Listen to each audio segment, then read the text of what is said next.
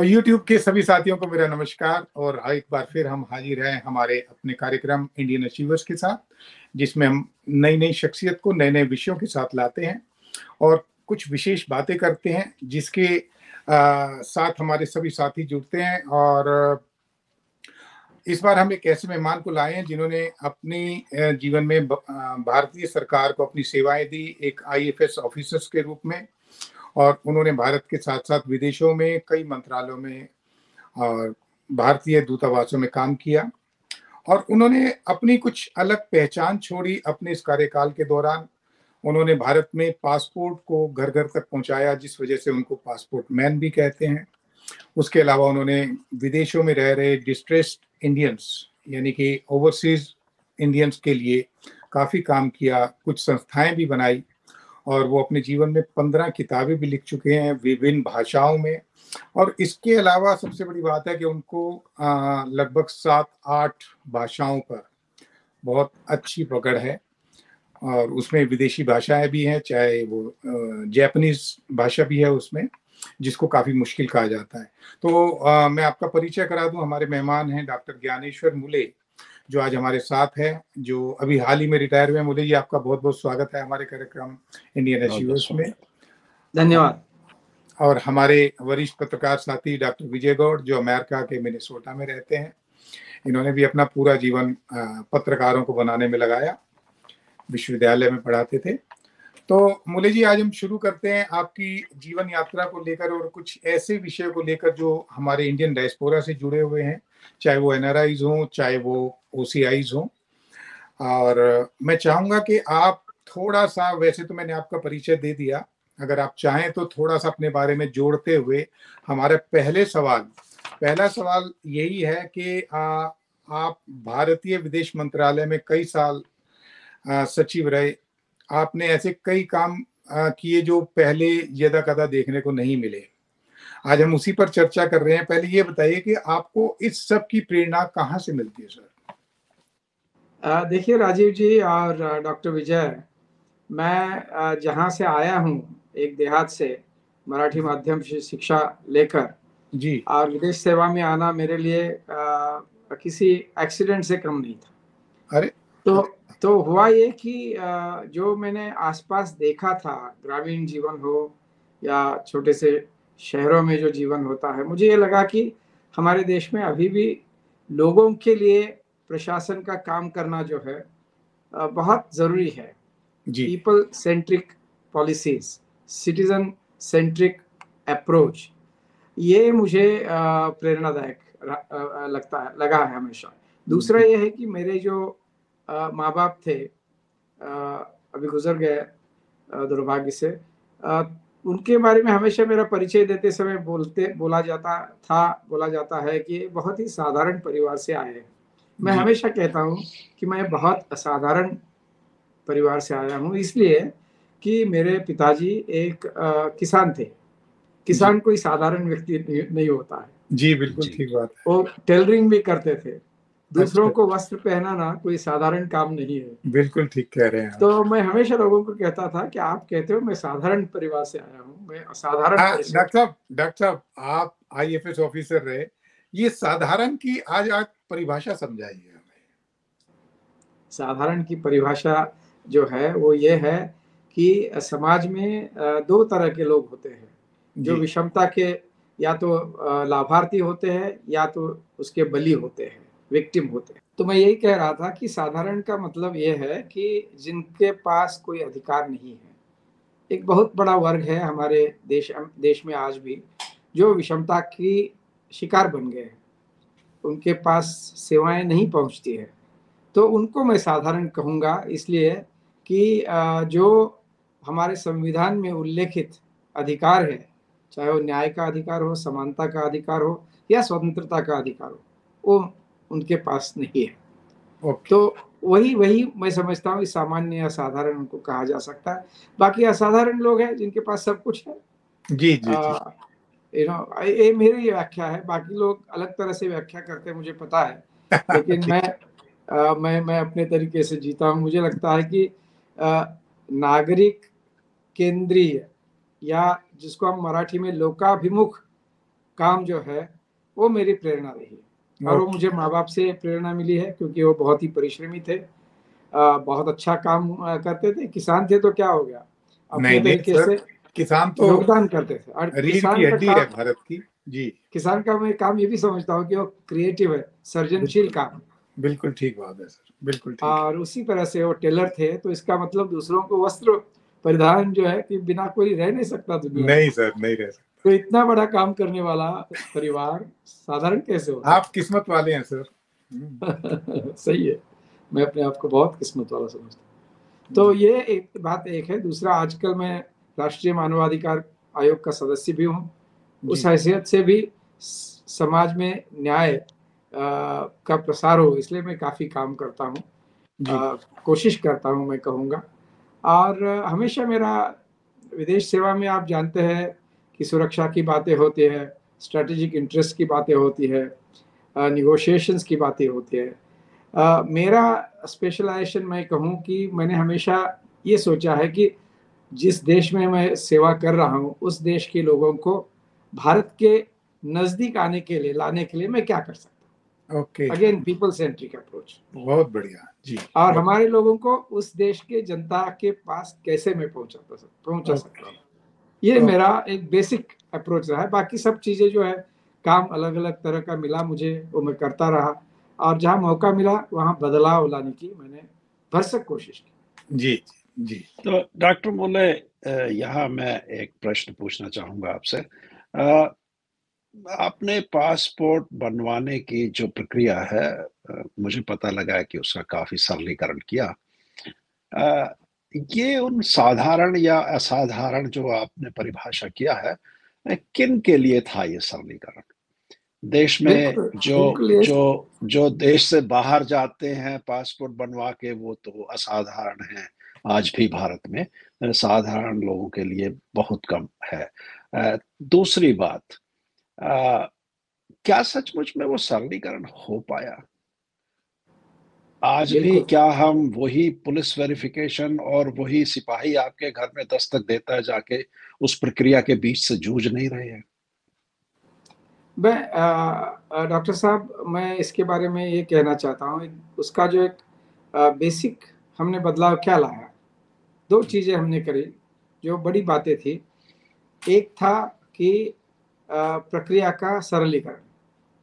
आपको मैं बता दूं, जब हमने देखना शुरू किया, और वो भी आदरणीय सुषमा जी, स्वर्गीय सुषमा जी के नेतृत्व में काम कर रहा था मैं, तो हमने देखना शुरू कर दिया, तब पाया कि करीबन 16 अलग अलग तरह के दस्तावेजों की मांग की जाती थी। जी। तो एक तो बात ये हुई। दूसरी बात ये थी कि हमारे देश में कुछ कुल मिलकर इतने बड़े 130-35 करोड़ उस समय हमारी जनसंख्या थी। वो पूरी जनसंख्या के लिए देश में सिर्फ 70 के आसपास कार्यालय थे। तो एक था कि कार्यालयों की संख्या बढ़ाना, जो कि बहुत आसान काम नहीं होता है। जी और दूसरा जो है, प्रक्रिया का सरलीकरण इस तरह से करना कि दोबारा वो ब्यूरोक्रेसी के हाथ में फंस न जाए, पहली बात। दूसरी बात यह है कि एजेंट जो बीच में लगे रहते थे और हजारों लाखों रुपए कमाते थे, उनको अलग करना। और आम आदमी को समझने वाली प्रक्रिया हो। तो मैं कह सकता हूं कि पहला जो हिस्सा था सरलीकरण का, उसके बारे में मैं ये कहना चाहूँगा कि आज के दिन में आपके पास अगर ये 3 दस्तावेज़ है, आधार कार्ड, पैन कार्ड, जो कि इनकम टैक्स डिपार्टमेंट से इश्यू होता है, और मतदाता कार्ड, ये 3 अगर दस्तावेज़ आपके पास है तो आपको पासपोर्ट मिलना चाहिए। क्योंकि जो भी ज़रूरतें हमारे हैं, जन्म तारीख की ज़रूरत होती है, पते की ज़रूरत होती है, ये सब चीज़ें उसमें बिल्कुल आसानी से आ जाती है तीनों डॉक्यूमेंट्स में। तो डॉक्टर साहब, तो ये ये प्रैक्टिकली हो रहा है ना? बिल्कुल हो रहा है। इसके अलावा बताता हूँ मैं आपको, जी जो पहले सिंगल पेरेंट्स होते थे उनको अक्सर पासपोर्ट मिलता ही नहीं था। ओके हजार चीज़ें पूछी जाती थी, पिताजी का नाम क्या है, पति का नाम क्या है, या पत्नी का नाम क्या है, वगैरह वगैरह वगैरह। वो आज समस्या नहीं रही। हमने ये नियम किया कि माता पिता, पत्नी या पति, किसी का एक नाम आप लिख सकते हो जी सब। और ऐसे बच्चे जो होते हैं सिंगल पेरेंट्स के, उनको भी हमने ये पर्याय दे दिया है कि वो माता पिता में से एक का नाम चुन सकते हैं। ये बहुत आसान बात लग रही है, लेकिन बहुत इम्प्लीमेंटेशन के लिए बहुत मुश्किल वाली बात थी। दूसरी मैं बताता, अनाथ आश्रम जो बच्चे हैं उनको पासपोर्ट मिलता ही नहीं था। अच्छा। क्योंकि बाप कौन है, आपका पता क्या है, ये कौन बताएगा जी। तो उस प्रक्रिया को हमने ये कहा कि भाई अगर वो पंजीकृत अनाथाश्रम है, बाल सुधार गृह जो भी है, वो अगर पंजीकृत है और उस वहाँ के जो निदेशक है, संचालक है, वो अगर लिख के देते हैं तो उसको प्रमाण माना जाएगा। अच्छा। ये पहले कभी नहीं हुआ। तीसरी बात, और भी एक ताज्जुब की बात बताता हूँ मैं आपको। ऐसी कई सारी चीजें हैं उसमें जी जो हमने पहली बार इंट्रोड्यूस की, जो यूनिक थी, जिसके बारे में लोगों को ज्यादा पता नहीं है। वो ये थी कि जो साधु सन्यासी होते हैं वो भारतीय परंपरा में पिता का नाम त्याग कर अपने गुरु का नाम लिखते हैं। ओके। तो उनको पासपोर्ट नहीं मिल रहा था क्योंकि वो कह रहे थे कि हमारे पिता का नाम ये है, लेकिन उनके जन्म तारीख और अन्य जो दस्तावेज थे उसमें कोई पिता का नाम दूसरा था। ओके। तो हमने ऐसे अगर अधिकृत तरीके से उनका नाम किसी भी प्रशासनिक कार्यालय में, अब उनके गुरु का नाम कहीं पर भी रजिस्टर्ड है तो उसको हमने अपने नियमों में उसके तहत इजाजत दे दी कि वो गुरु का नाम अपने पिता के नाम पे लिख सकते हैं। ओके। तीसरी बात और चौथी बात एक ही और बताता हूँ और फिर हम लोग एक्सपांशन की तरफ मुड़ते हैं। तो तीसरी चौथी बात यह है कि पहले पुरुष स्त्री यही वर्गीकरण था। जी। हमने अन्य का जो है ये दे दिया है, पर्याय दे दिया है। आप नहीं समझते कि ये क्रांतिकारी निर्णय है? बिल्कुल, बहुत बड़े निर्णय है सर। भारत जैसे देश के लिए तो बहुत ही बड़े निर्णय है ये। हाँ, और इतने सरल नहीं है सरकार से जूझते हुए इनको लागू करना। बिल्कुल। तो ये हमने सरलीकरण की प्रक्रिया में ये किया कि दस्तावेजों की संख्या कम कर दी, और जो घटक पहले थे समाज में, ऐसे लोग थे जिनको मिलने की कोई संभावना नहीं होती थी या उनको बहुत हैरास किया जाता था, उनको वहां से उठाया, पूरी तरह से इसको ऑनलाइन कर दिया। आज के दिन में वैसे पुलिस, तो आप अगर तेलंगाना, तमिलनाडु, आंध्र प्रदेश में जाएंगे 3 दिन में पुलिस क्लियरेंस होता है। अच्छा। पुलिस क्लियरेंस जो है वो विदेश मंत्रालय का काम नहीं है। उसके बावजूद हमने एक स्पेशल ऐप बना के सब पुलिस लोगों को दे दिया। और आपको मैं ये भी एक बड़ी मजे की बात बता रहा हूँ कि हर पुलिस वेरिफिकेशन के पीछे विदेश मंत्रालय एक स्पेसिफिक जो है अमाउंट वो पुलिस को देती है। अच्छा। तो विदेश मंत्रालय ने अपनी तरफ से कुछ नहीं छोड़ा है। हमारे टीसीएस के साथ जो पब्लिक प्राइवेट पार्टनरशिप है, हमारे टेक्नोलॉजी का जो अपग्रेडेशन है, वो अपने आप में एक बहुत यूनिक बात बन गई है देश के प्रशासनिक या सरकारी सेवाओं में। दूसरी एक्सपांशन की बात देखिए, 70 कहाँ था, आज 520 के आसपास कार्यालय हो गए हैं। जी। तो उसमें भी काफी आप मेरे ये प्रक्रिया शुरू करने से पहले, जो कि मैं सब पूरा श्रेय जो है मुझे अपना नहीं लेता हूँ, पासपोर्ट मैन मुझे जो कहते हैं लोग, वो भी मुझे मंजूर नहीं है, क्योंकि मेरे साथ मेरे नेतृत्व जो था सुषमा जी को था। पूरा जो श्रेय जो है सुषमा जी को चला जाता है, क्योंकि उन्होंने ये नेतृत्व किया और उन्होंने इस प्रक्रिया में पूरा सपोर्ट दिया। वो नहीं होता तो नहीं होता, मुझे पता। बिल्कुल ठीक कह रहे हो डॉक्टर साहब। इस सारे के बीच ओसीआई के लिए भी क्या कुछ कर पाए आप? ओसीआई और पीआईओ कार्ड को लेकर बहुत कंफ्यूजन था जी। उन दोनों कार्ड को एक कार्ड बना दिया जी। पहले हर कुछ साल के बाद पास अपना नया फोटोग्राफ देने की और रिन्यू करने की बात थी, उसको हमने बहुत सीमित कर दिया। मेरे ख्याल से अब मुझे स्पेसिफिकली याद नहीं, लेकिन आपको 2 बार बस 50 की उम्र पे, और शुरू में जो अगर बचपन में लिया है तो 8 या 10 की उम्र में आपको उसको रिन्यू करना पड़ता है। तो ये अपने आप में ये भी बहुत डॉक्टर बड़ी साहब, बात यहाँ है। पे एक छोटा सा मेरा आग्रह है आपसे, जो हमारे यहाँ जो ओवरसीज इंडियंस हैं उनमें से एक सज्जन ने बड़ा आग्रह किया है कि मैं ये सवाल आपसे पूछूं। आप लोगों ने ये जो ओसीआई कार्ड की प्रक्रिया है, इसका अब बाहर का कोई वेंडर जो है वो उसको बनाता है, आउटसोर्स कर दिया है यानी इसको। क्या कभी आप लोगों ने ये देखा कि वो जो आउटसोर्स पर्सन है या वो जो फर्म है, कंपनी है, वो किस तरह काम कर रही है?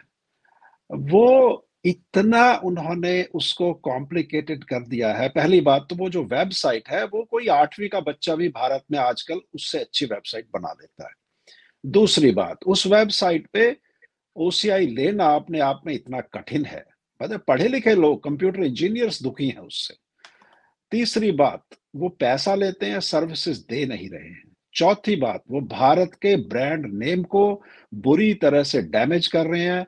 मेरा पर्सनल एक्सपीरियंस है, मैंने रेनुन्सिएशन सर्टिफिकेट के लिए उनको अप्लाई किया।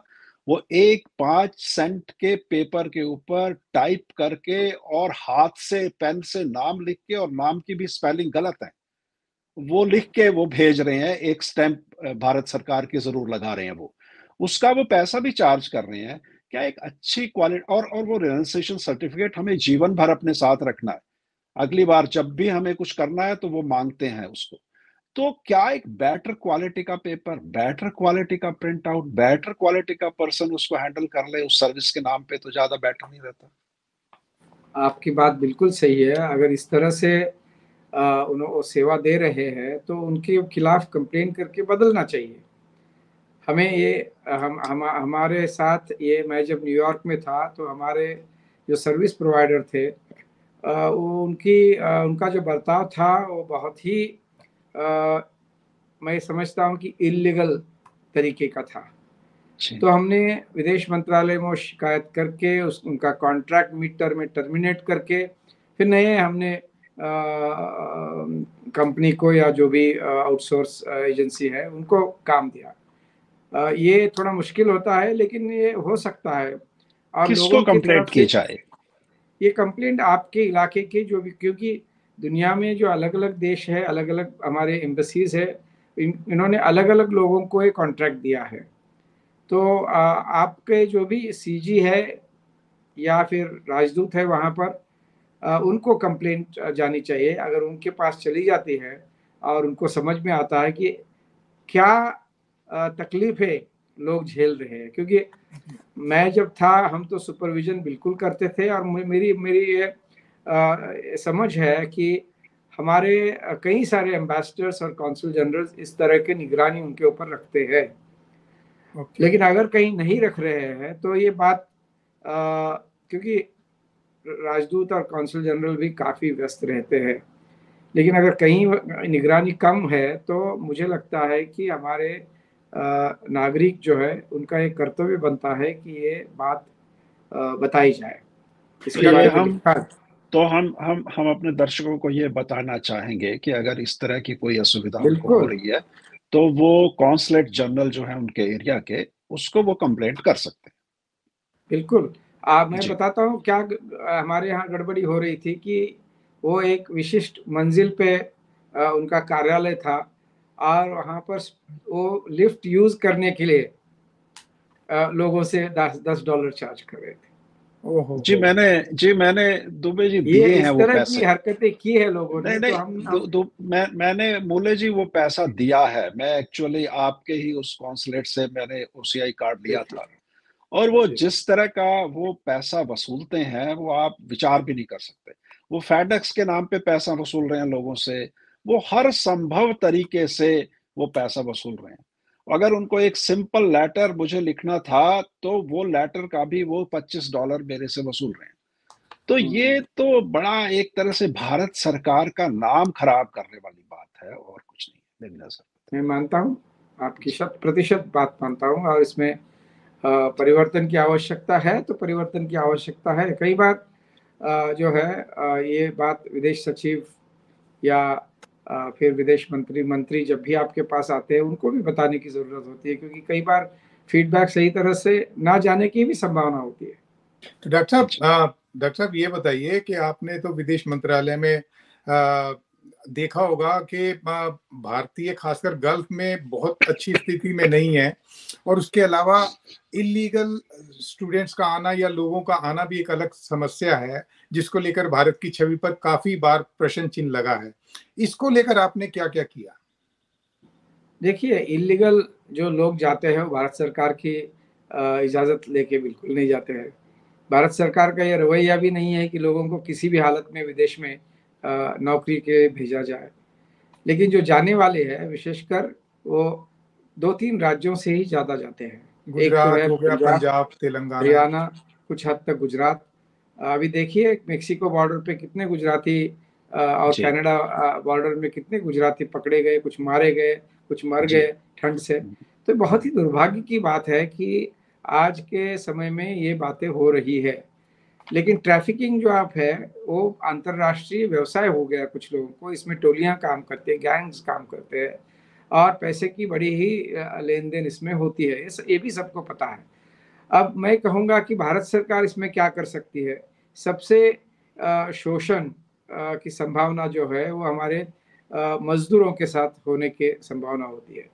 तो उनके लिए हमने pre departure orientation training programme, PDOT कहा जाता है उसको, उसकी व्यवस्था की है। अगर आप समय है कभी भी तो इंटरनेट पे pre departure orientation programme MEA type कर जी दीजिए तो आपको वो प्रोग्राम का पूरा मॉड्यूल मिल जाएगा। हमने पूरा मॉड्यूल वो रखा है ताकि लोग जो ट्रेनिंग अटेंड नहीं कर पाते वो भी वो देख पाएँ और वो सावध हो जाए, सजग हो जाए विदेश जाने जी। से पहले। क्योंकि जी। शोषण से उनको बचाने के लिए जागृति की जन जागरण की आवश्यकता है, वो हमने बिल्कुल। शुरू किया है। और वैसे मेरे समय में हमने सोचा था कि इसको हम कंपल्सरी करेंगे, लेकिन जो रिक्रूटमेंट एजेंट्स हैं रजिस्टर्ड, अनरजिस्टर्ड या इलीगल की मैं बात नहीं करूँगा, उनका भी विरोध था। वो कह रहे, उनका कहना था कि अगर एक और हम बैरियर शुरू में ही लगाते हैं तो हमारे लोग जो एम्प्लॉयमेंट के लिए विदेश में जाते हैं उन पे प्रभाव, उनकी संख्या पे प्रभाव होगा और उसका फ़ायदा जो है हमारे पड़ोसी देश फिलीपींस और अन्य देशों को हो जाएगा। तो जी ये था, तो हमने कहा कि ऐच्छिक रखा और वो भी काफ़ी, उसमें लाखों मज़दूरों को प्री डिपार्चर ट्रेनिंग दिया गया है। इसका मुख्य केंद्र मुंबई में है और दिल्ली में भी उपकेंद्र है। तो ये विदेश मंत्रालय के जो ओवरसीज़ इंडियन अफेयर्स में एक जॉइंट सेक्रेटरी है, वो इसको डील करते हैं। ओके। तो ये एक बहुत अच्छी बात है ये। दूसरी बात जो है कि आप शायद जानते हैं कि जो भी गल्फ़ में जाते हैं, गल्फ़ में आज के दिन में हमारे 90 से 95 लाख लोग जो है हमारे एक करीबन करोड़ के आसपास लोग हैं।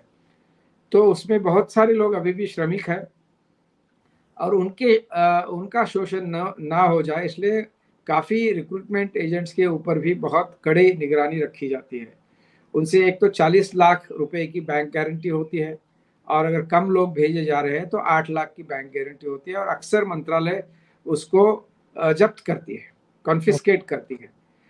लेकिन उसके बावजूद भी ये जो रिक्रूटमेंट एजेंट्स होते हैं उनके सब एजेंट्स होते हैं और वो सब एजेंट्स जो है वो अपनी तरफ से अलग से रिक्रूटमेंट करके अलग से उनको टूरिस्ट वीज़ा पे भेजते हैं। अब अच्छा। टूरिस्ट वीज़ा पे जाके फिर वहाँ वो शोषण के शिकार होते ही है 90% में, जी क्योंकि वहाँ जाके उनको बताया जाता है, कुछ कॉन्ट्रैक्ट दिया जाता है, कहीं भेजा जाता है। ऐसी जगह अगर महिलाएं हैं तो उनका शोषण होता है, अगर पुरुष है तो उसको कहीं दूर ऊँटों की निगरानी के लिए कहीं डेज़र्ट में, रेगिस्तान में भेजा जाता है, जहाँ पर पानी भी नहीं मिलता है, खाने की सहूलियत नहीं होती है समय पर। तो ये समस्याएं अभी भी है और इसको गल्फ के देश जो है वो भी अब ज़्यादा जिम्मेदार होते जा रहे हैं, उनको भी समझ में आ रहा है कि इस तरह का शोषण नहीं हो सकता है। लेकिन इसको जब तक हमारे लोग भी सोच समझ कर अच्छे रिक्रूटमेंट एजेंट के थ्रू नहीं जाते हैं तो ये समस्याओं का सामना उनको करना पड़ेगा। लेकिन लेकिन डॉक्टर साहब, ये भी कहते हैं गल्फ में तो टेम्परेचर बहुत ज़्यादा रहता है और ये भी कहते हैं कि वहाँ पर जो कंपनियां हैं वो भारतीयों को नॉन एसी बसों में भरकर लेके जाती हैं काम पर। बिल्कुल, इस बिल्कुल। तरीके का शोषण भी होता है। इसके लिए सर भारत सरकार क्या कर रही है? अब उसके लिए मैं बताता हूँ आपको कि जो हमारे पास एक बहुत पुरानी स्कीम चल रही थी, उसका नाम था इंडियन कम्युनिटी वेलफेयर फंड, जी ICWF कहा जाता है, जिसकी जानकारी विदेश मंत्रालय के वेबसाइट पे भी है और इंटरनेट पे भी है। तो ICWF का मुख्य पर्पज़ यही था कि लोग विदेश में जो फँस जाते हैं संकट में, उनकी सहायता हो। इसमें मैंने काफ़ी काम किया जी और गर्व गर्व की बात यह है कि आज के दिन अगर कोई विदेश में फंस जाता है, अगर उसको शेल्टर नहीं है, नौकरी से अचानक निकाल जाता है, किसी महिला को रात में अपना पति जो है घर के बाहर फेंक देता है, या किसी मजदूर को अचानक रिट्रेंच किया जाता है, किसी भी वजह से, या फिर कोई बड़ा हादसा हो जाता है, एक्सीडेंट हो जाता है, ट्रैफिक एक्सीडेंट हो या अन्य कोई एक्सीडेंट हो, तो ऐसे, और किसी को फूड की अगर ज़रूरत, अन्न की कमी है, खाने की कमी है, किसी को मेडिकल असिस्टेंस की इमरजेंसी बेसिस पे ज़रूरत है, तो ये सब प्रावधान जो है, डेथ को लेकर भी काफी संकट रह जाता है। तो ये डेथ की भी उसमें व्यवस्था है। 3 प्रकार के सहायता की व्यवस्था उसमें ICWF में मैंने किया है, जो नई स्कीम है, और उसके अधिकार पूरे एम्बेसडर को दे दिए हैं, ताकि वो विदेश मंत्रालय को हर समय अप्रूवल को उनको लिखने की या विदेश मंत्रालय के पास आने की जरूरत नहीं है आज के दिन में। तो जैसे अभी मैंने कहा, 3 तरह की, पहले यह है कि विदेश में जो फंसे या डिस्ट्रेस में हो हमारे नागरिक, उनकी मदद, उनकी सहायता। दूसरी सहायता जो है, वहाँ पर जो कल्चरल या सोशल ऑर्गेनाइजेशंस है भारत की, उनकी सहायता के लिए फंड उपलब्ध किया जा सकता है, बिल्कुल प्रायोरिटी पे। और तीसरा जो है, हमारे जो काउंसलर विंग है विदेश के हमारे एम्बसीज में या कॉन्सुलेट्स में, तो उनको अपग्रेड करने के लिए, वहाँ की सुविधा बढ़ाने के लिए प्रावधान किया गया है। अब राजदूत को अधिकार है, उस पर निर्भर करता है कि उसका कितना वो इस्तेमाल कर रहा है और कितनी सहजता से वो लोगों की मदद कर रहा है। हर राजदूत का एक अपना नेचर होता है। तो वैसे डॉक्टर साहब, राजदूतों की परफॉर्मेंस कैसी है, कुछ इसके ऊपर है क्या, फैक्ट फिगर है हमारे पास? ये तो मेरे ख्याल से हर राजदूत का हर साल परफॉर्मेंस अप्रेजल विदेश मंत्रालय तो करती ही है। उसमें मुझे कोई जानकारी नहीं है, लेकिन मैंने यही है, प्रकृति जो होती है हर व्यक्ति की अलग होती है, स्वभाव अलग होता है। कुछ लोग बहुत ही आउटगोइंग होते हैं, डायनामिक होते हैं और हेल्पफुल होते हैं। कुछ लोग थोड़े से रेटिसेंट होते हैं, इंट्रोवर्ट होते हैं, वो ज़्यादा मिक्स नहीं होते, ज़्यादा इंटरेस्ट नहीं लेते। ये दोनों हर स्वभाव के लोग होते हैं उसमें। डॉक्टर साहब, आजकल आप इंडियन ह्यूमन राइट कमीशन के साथ जुड़े हुए हैं। हाँ जी। तो पता नहीं, लोगों को ऐसा लगता है कि भारत में जो ह्यूमन राइट्स हैं वो सिर्फ असाधारण लोगों के लिए हैं, साधारण व्यक्ति के ह्यूमन राइट्स है ही नहीं। तो मतलब सरकार को, समाज को इस बात की तो चिंता है कि यासीन मलिक के ह्यूमन राइट्स हैं, पर उन लोगों के ह्यूमन राइट्स का क्या हुआ जो पीड़ित थे और जिनके लोग मारे गए और जो परेशान रहे, और 30-30 साल तक कोई सुनवाई नहीं हुई? तो उस बारे में कोई बताइए। इसमें 2 बातें हैं। ये एक पब्लिक परसेप्शन बना है कि ह्यूमन राइट्स कमीशन है, ऑर्गेनाइजेशन जो है, वो सिर्फ यासीन मलिक के लिए है, या तो फिर वो कौन था, कसाब है, उसके लिए है। ये बहुत गलतफहमी है, और उसमें हमारे लोग भी बहुत आसानी से इस ट्रैप में पड़ते हैं। आपको मैं अगर कुछ आंकड़े दूं तो आपको आश्चर्य होगा शायद। एक तो ये जो यासीन की प्रक्रिया हो या और किसी की प्रक्रिया हो, ये ज़्यादातर न्यायालय में जाती है। ये हमारे ह्यूमन राइट्स में बहुत ऐसे केसेस कम आते हैं। कुछ आते भी है तो हम उसमें सिर्फ ह्यूमन राइट्स का एंगल देखते हैं। न्यायालयों के अधिकार और हमारे अधिकार बिल्कुल अलग है, पहली बात।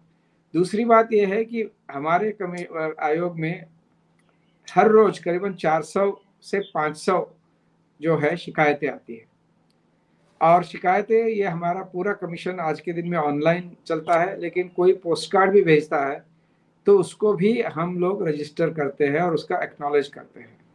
और 400 अगर आपने पकड़ा तो हमारे यहाँ वार्षिक साल में करीबन 80,000 से लेके 1 लाख तक शिकायतें आती है, और इसमें से हम करीबन 80-85 हज़ार लोगों को हम लोग केसेस में मदद करते हैं। और NHRC के अधिकार 2 हैं।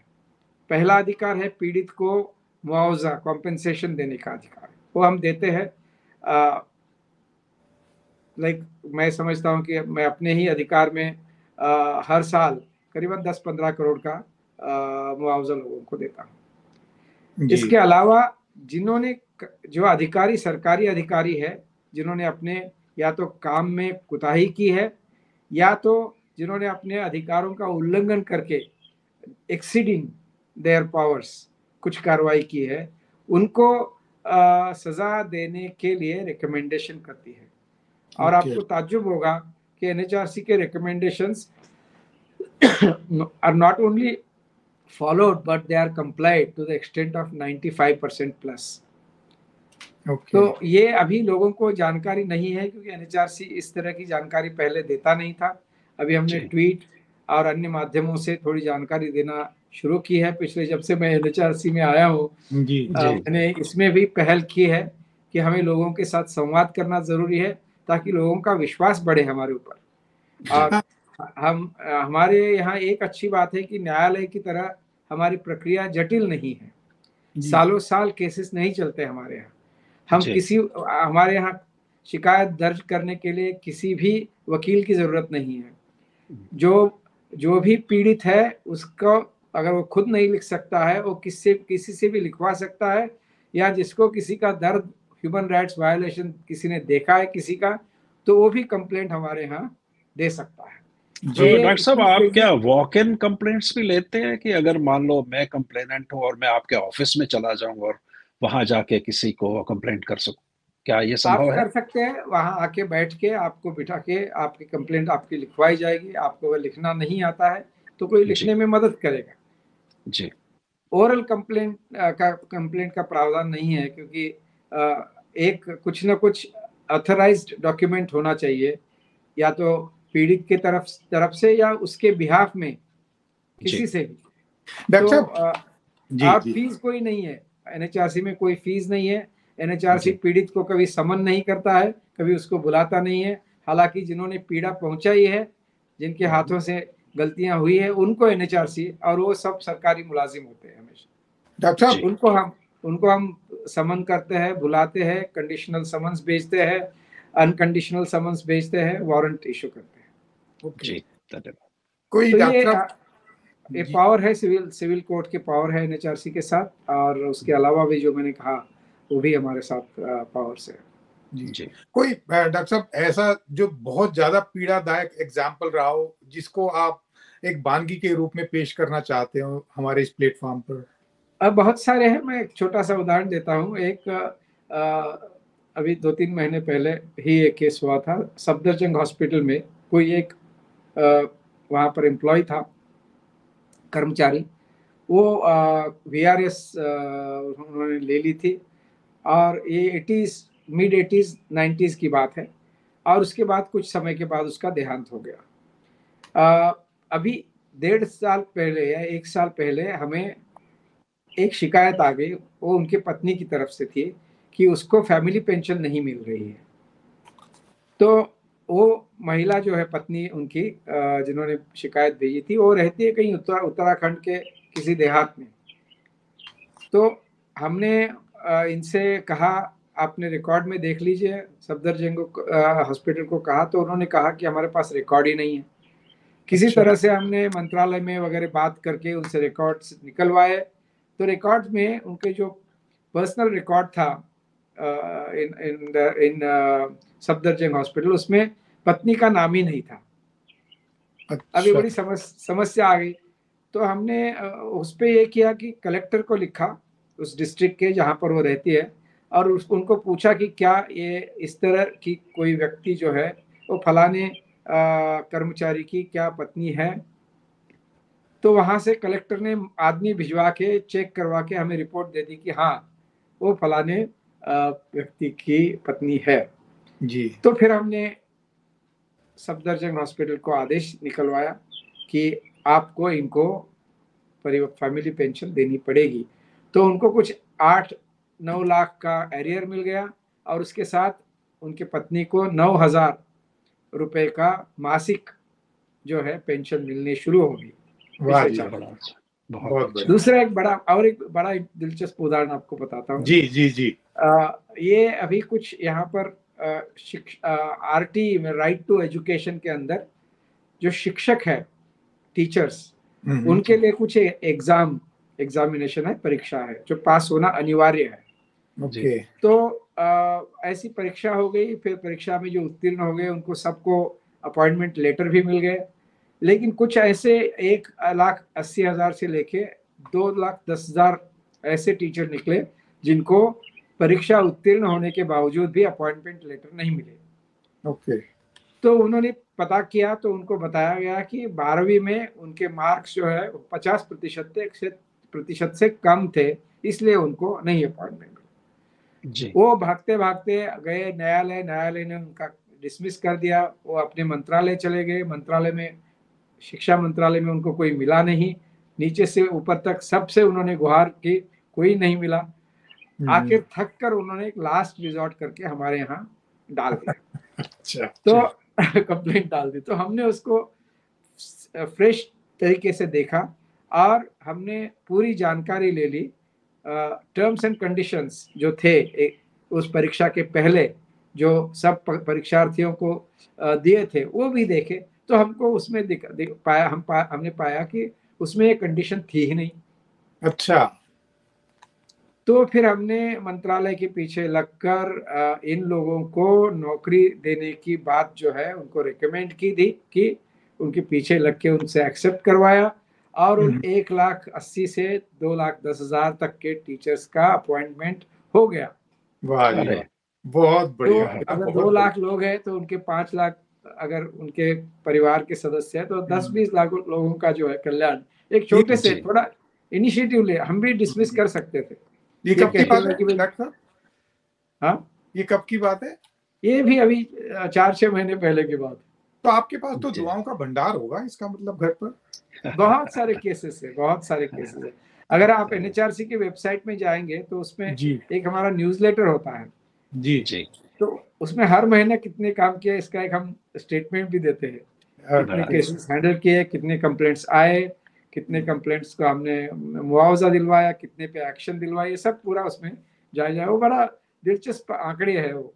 तो डॉक्टर साहब आप लगता है मोदी जी से भी काफी प्रभावित रहे हैं क्योंकि उन्होंने स्वच्छता अभियान चलाया था और आपने स्वच्छ काउंसलेट अभियान चलाया अपने कार्यकाल के दौरान।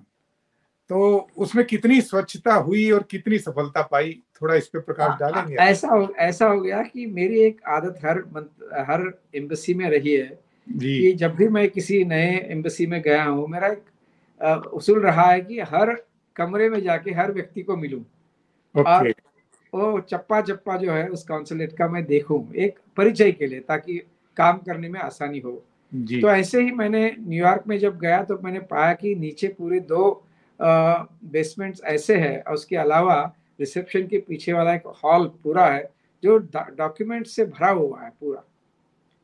और बेसमेंट में तो ऐसी स्थिति थी कि आपको अगर कुछ पेपर लाने के लिए जाना है तो वो डॉक्यूमेंट्स के ऊपर चलना पड़ता था। ओहो। और फायर हजार्ड भी था। तो मैंने धीरे धीरे फायर हजार्ड तो बहुत बड़ा है क्योंकि वहीं पर वो हीटिंग सिस्टम की भी पूरी व्यवस्था वहीं पर है। जी जी। अच्छा, फिर वो बीच में एक बार न्यूयॉर्क में बहुत बड़े स्टॉर्म आया था, फ्लड आया था, पूरा बेसमेंट जो है पानी जाके वो बिल्कुल उसको स्टोन जैसे हो गए थे कुछ फाइल्स जी। तो मेरी ये कल्पना थी कि मैं धीरे धीरे उसको निकाल दूं, साफ कर दूं। उसी समय मोदी जी का भी जो है अभियान, प्रधानमंत्री का स्वच्छ अभियान शुरू हो गया। तो मैंने अपने काम पे जोर लगाया। करीबन 8 अमेरिकन ट्रक हमारे यहाँ से कागज, पुराने कंप्यूटर्स, टूटे फूटे कैमरास, अलग अलग तरह के चित्र, पोस्टर्स, सब निकला वहां से। कुछ अच्छे स्टैचूज वगैरह भी निकले जो आज अगर आप एंट्रेंस पे सीजीआई के यहाँ गए हो तो वहाँ एक छोटी सी महात्मा गांधी जी की अर्ध प्रतिमा है जी। तो वहीं से मैंने निकाली। अच्छा। तो हाँ, तो ऐसे बड़े सारे, सरदार पटेल का एक पोस्टर गायब हो गया था, वो भी मिला वहां पर। वो अभी हमारे फर्स्ट फ्लोर पे आप जब जीना चढ़ के चले जाते हो तो वहां लगा हुआ है। अच्छा। कई लोगों ने मुझे शुरू में पूछा था, मैंने कहा मैंने तो देखा ही नहीं है। फिर लेकिन ये इस पूरे अभियान में इस तरह की 20-25 अच्छी चीजें मुझे मिली जो अलग अलग जगह पे हमने फिर उसको डिस्प्ले किया। तो और फिर वो जब मैंने लिखा, इस बार सुषमा जी आई थी तो उनको लिखा तो उन्होंने प्रधानमंत्री को भी वो चिट्ठी दिखाई, कैबिनेट में भी उसके ऊपर बहुत अच्छी चर्चा हुई, प्रशंसा हुई। और फिर सुषमा जी ने सुजाता सिंह वहाँ पर विदेश सचिव थी उस वक्त, उनको कहा कि आप पूरे सब मंत्रालय, सब एम्बेसीज को चिट्ठी लिखिए और उनको भी ये जरूर कहिए कि आप अभियान, ये जो है आपने आगे अभियान ली। तो बड़ा अच्छा, तो ये एक अच्छा काम करने का एक सेटिस्फैक्शन है, और अल्टीमेटली हमारे सेवा में यही सबसे अच्छी बात होती है। कुछ अच्छा काम करो तो वो सेटिस्फैक्शन ही काफी हो जाता है। कोई रिग्रेट भी रहा है डॉक्टर साहब? क्या कोई रिग्रेट रहा कि ऐसा कुछ चाहा हो ना कर पाए हो? नहीं, ऐसा है कि मैं यश और अपयश मैंने कभी माना ही नहीं जी, क्योंकि यश से कोई अपने आप को बहुत 30 मार का समझने की जरूरत नहीं है। अपयश से कोई खुद के बारे में हीन भाव या न्यूनगंड लाने की जरूरत नहीं जी, क्योंकि यश और अपयश के बीच में एक उपयश भी होता है। जी, वो उपयश का मतलब है कि आपने कोशिश की, हुआ नहीं, लेकिन आप इसलिए नहीं हारे कि आपने कोशिश नहीं की, बस ये फर्क है। आपने कोशिश किया और हारे, ठीक है, वो तो चलता है, ये तो खेल का हिस्सा है। मैं उसको उपयश बोलता हूँ, उपयश। ओके, ये मेरा अपना शब्द है। ओके। डॉक्टर साहब, एक बात और कहते हैं कि खासकर ये जो डेवलप्ड कंट्रीज हैं जहां पर भारतीयों की ज्यादा नजर रहती है जाने के लिए, चाहे वो यूएस हो, कनाडा हो, यूके हो, और फिर या गल्फ हो, कि उनको आज भी इंडियन एम्बेसी से संतोषजनक रिस्पांस नहीं मिलता। इसमें कितना बदलाव आया है अगर तो? नहीं, बदलाव बहुत आया है। एक तो क्या हो गया है कि विदेश मंत्रालय की बहुत कड़ी निगरानी रहती है एम्बसीज और कॉन्सुलेट पे, तो अकाउंटेबिलिटी बहुत एस्टैब्लिश करती है मंत्रालय। तो वो तो एक बात है। दूसरी है कि जहाँ तक पब्लिक रिलेशंस की और सेवाओं की बात है, उसमें भी विदेश मंत्रालय ने भी काफ़ी सख्त जो है सूचनाएं दी है, और उसका भी पालन अक्सर हो जाता है। कभी कभी नहीं होता है अलग अलग जगह पे। जैसे मैंने कहा कि एक कहावत है, जितनी व्यक्ति उतनी प्रकृति। जितने लोग हैं उतना अलग अलग स्वभाव होता है, और अलग अलग एफिशिएंसी होती है, और मॉनिटरिंग की अलग अलग व्यवस्था होती है। और कुछ लोग प्रायोरिटी अपनी अलग रखते हैं। कुछ लोगों को पॉलिटिकल प्रायोरिटी होता है, कुछ लोगों की इकोनॉमिक प्रायोरिटी होती है, और कुछ लोग इनका बैलेंस करके पीपल सेंट्रिक सर्विसेज को भी प्रायोरिटी देते हैं। जी। तो हुआ है, काफ़ी इम्प्रूवमेंट हुआ है। मैं तो समझता हूँ कि 15-20 साल से पहले और आज जो है, क्योंकि हम जब इस तरह की शिकायतें आती है वो जायज़ भी है। जो एप्लीकेशन की संख्या बहुत बढ़ गई है, और इसी वजह से आउटसोर्सिंग करना पड़ा, क्योंकि उतना स्टाफ एम्बेसी में नहीं होता है। बहुत क्रिटिसिज्म हो रहा था, इसलिए एफिशिएंट होने के लिए लाया गया है, लेकिन उसमें भी कुछ कमियां हैं। तो ज़रूर जो है मैं समझता हूँ कि विदेश मंत्रालय के बताना ज़रूरी है, ताकि वो कुछ कार्रवाई करे उस पर। जी जी जी। विजय जी आज सवाल नहीं कर रहे, मुझे लग रहा है वो आज बहुत ध्यान से सुन रहे हैं सारी बातों को, और मुझे ही सवाल करने पड़ रहे हैं। खैर कोई बात नहीं, ये तो नहीं, ऐसा नहीं है।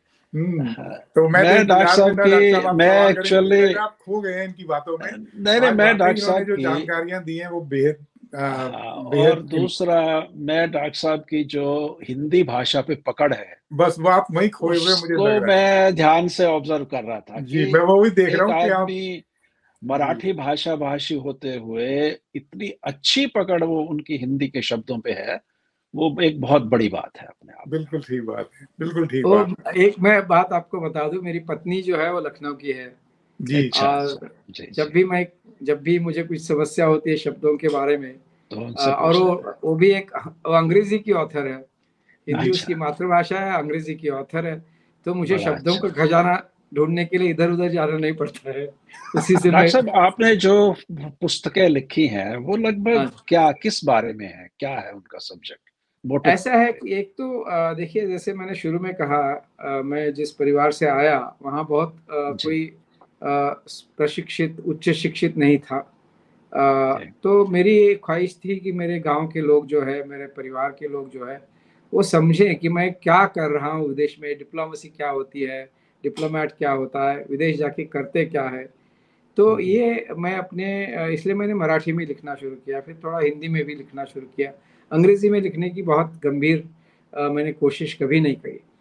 तो जी, ये प्रेरणा तो वहीं से आई उससे। लेकिन मैं विदेश सेवा में आने से पहले भी मेरी एक कविता संग्रह मेरा उस समय भी प्रकाशित हो चुका था। ओके। बड़ा तो अच्छा। लेकिन विदेश मंत्रालय में आने के बाद मुझे बहुत बड़ा कैनवास मिला। देश विदेश में जब हम जाते हैं तो वहाँ के लोग, संस्कृति, सभ्यता, इतिहास, वहाँ का भूगोल और लोगों के स्वभाव, परिवेश, इन सब का जब परिचय होता है तो लिखने की प्रेरणा जो है वो जी, बहुत जबरदस्त हो जाती जी है। तो जी उस सब के बारे में मैंने लिखा। मैंने सालों साल मराठी अखबारों में कॉलम लिखे हैं, जी, कविताएं लिखी है, निबंध लिखे हैं, शॉर्ट स्टोरीज और ड्रामा छोड़ के बाकी मैंने सब जो है साहित्य प्रकार जो है बहुत बढ़िया, बहुत अच्छा। उसमें लिखने की कोशिश तो की। आपने तो लगभग डॉक्टर साहब सारी फील्ड में काम कर लिया, अब एक फील्ड रहेगी राजनीति, उसके बारे हाँ, में आपका क्या इरादा है? देखो, राजनीति में मैं हमेशा कहता आया हूँ कि अच्छे लोगों को आना चाहिए। जी जी, और मुझे भी ये थी अपेक्षा थी कि मुझे भी मौका मिलेगा। अभी तक मिला नहीं है, अगर मिलेगा तो मैं ज़रूर राजनीति में आना चाहूँगा, क्योंकि मेरी ये सोच है कि एक जनतंत्र में, लोकतंत्र में बदलाव का सबसे प्रभावी माध्यम जो है वो है राजनीति। जी जी तो राजनीति में अच्छे लोग नहीं आएंगे तो फिर जो क्वालिटी होगी राजनीति की, एक गुणवत्ता होती है, क्वालिटी ऑफ पॉलिटिक्स, वही गिर जाती है। तो डॉक्टर साहब, ये क्वालिटी ऑफ पॉलिटिक्स के लिए क्या आपको लगता नहीं कि एक साल का या 2 साल का कोई ऑफिशियल कोर्स भी होना चाहिए, जैसी भारत में हाँ, राजनीति चल रही है? अब वो सबसे पहले केजरीवाल जी को कराना पड़ेगा और हमें, मतलब वो भी ये क्या आपके बात व्यू। हुई सर, आप तो फिर वो, नहीं नहीं, केजरीवाल केजरीवाल भी अच्छा, तो सर अ, अच्छा, इतने अच्छे काम करे हैं उन्होंने, कमाल कर रहे हो आप, देखो। वो तो सही अब है। ये हमारा मुद्दा बदल जाएगा, उसके ऊपर हम ना बात करें। मैं ये कह रहा हूँ कि राजनीति की क्वालिटी के लिए डॉक्टर साहब हाँ, कुछ ऐसा होना चाहिए कि नहीं होना चाहिए शिक्षा के स्तर नहीं पर? नहीं, बिल्कुल सही है। लीडरशिप का, जो लीडरशिप में लोग आना चाहते हैं उनके लिए विशेष प्रशिक्षण होना चाहिए। हम्म। और उसके लिए एक लीडरशिप का मॉड्यूल हर स्कूलों में, कॉलेजेस में और विश्वविद्यालयों में चलाना चाहिए। और जो भी क्योंकि अगर आपको संविधान का कुछ पता नहीं है, अगर रूल ऑफ लॉ के बारे में पता नहीं है, तो एक जी, जनप्रतिनिधि के रूप में प्रभावी काम मुश्किल है। करना, कार्यक्षमता से काम करना असंभव है। क्योंकि डॉक्टर साहब जी, अभी तो जो मसल पावर है, अगर किसी के पास मसल पावर है तो वही राजनीति में आ जाता है। अभी लोगों में परसेप्शन यही बनी हुई है कि राजनीति का मतलब बस पैसा, ताकत और यही सब। सही है, सही है। ये तो हम्म, मतलब ये तो हर हर कोई जानता है, जी। इसमें जी, कोई तो नई बात ये नहीं है। इसको बदलना जरूरी है ना डॉक्टर साहब, इसके ऊपर काम होना जरूरी है। हमने एक शुरू किया है सकारात्मकता का अभियान या अच्छाई का अभियान, जो भी मेरा एक छोटा सा एक अपनी मेरी पहल है, मेरा एक इनिशिएटिव है।